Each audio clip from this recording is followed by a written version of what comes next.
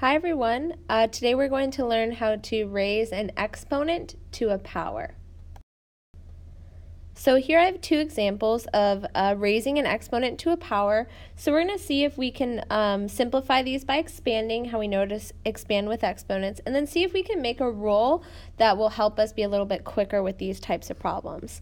So if I have x cubed squared, what it's saying is that I have this term multiplied by itself twice. So this actually means x cubed times x cubed. And we remember our rule for multiplying terms that have exponents, you add the exponent. So it becomes x to the power of 3 plus 3, which is x to the power of 6. So we can see that x cubed squared is x to the power of 6. So see if you notice any relationship between these numbers and this number. Now let's try this one. Y to the 5th power to the 4th power, once again we're saying that we have this term multiplied by itself 4 times. So what it means is y to the 5th times y to the 5th times y to the 5th times y to the 5th. So we know our rule again, if the base is the same, we add up the exponents.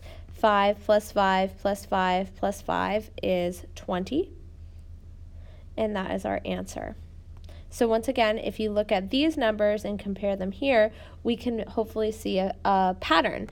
When we're raising a power to a power, it looks like all we have to do is multiply the exponents. 3 times 2 is 6, and 5 times 4 is 20.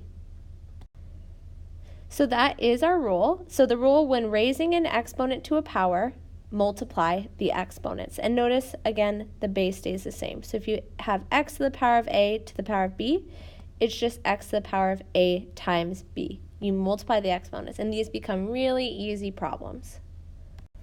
Okay, let's try these three together. And let's use our rules instead of expanding. So we have x to the power of 4 to the power of 4. So remember our rule when raising a power to a power is to multiply the exponents. And we know that 4 times 4 is 16. So it's x to the 16th power. All right, let's try one with multiple exponents inside and one outside.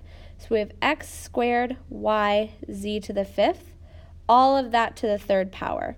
So for these types of problems, let's remember also that when it's just y, it's really y to the 1st power. We have to multiply everything on the inside by 3 when we're multiplying our exponents. So it goes like this. So it's going to be x to the power of 2 times 3, y to the power of 1 times 3, and z to the power of 5 times 3. So all I'm doing is I'm multiplying my exponents. So 2 times 3 is 6, 1 times 3 is 3, and 5 times 3 is 15. So please note that it is different than our rules for multiplying terms with exponents or dividing terms with exponents. Here we are raising a power to a power. Now let's try this last one. The same rules are going to apply here, but when you have a coefficient in front, it gets a little tricky unless you think of it just as 2 to the power of 1. So we're going to follow the same rule. We're going to multiply the exponents, and I need to make sure they all get multiplied by 2. So we have 2 to the power of 1 times 2, x to the power of 5 times 2, and y to the power of 7 times 2. There we go. So 2 to the power of 2, x to the power of 10, and y to the power of 14. Remember, when you're raising a power to a power, we're going to multiply the exponents. This we can actually simplify a little bit more. 2 squared just means 2 times 2, which is 4. So since it's easy enough to do, let's simplify that term, and we are done. All right, please pause the video and give these three a try. We're going to check our answers in just a few moments.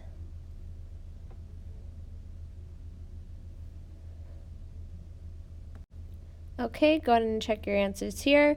Here you multiply 5 times 3, so we get x to the 15th. Here, 3 times 5 is 15, 1 times 5 is 5, and 2 times 5 is 10. So here's our answer. And on this last one, we have 1 times 2 is 2. 4 times 2 is 8. 9 times 2 is 18. And then 3 squared just means 3 times 3, so we can simplify that to 9. All right, that's all for today's video. Thank you for watching.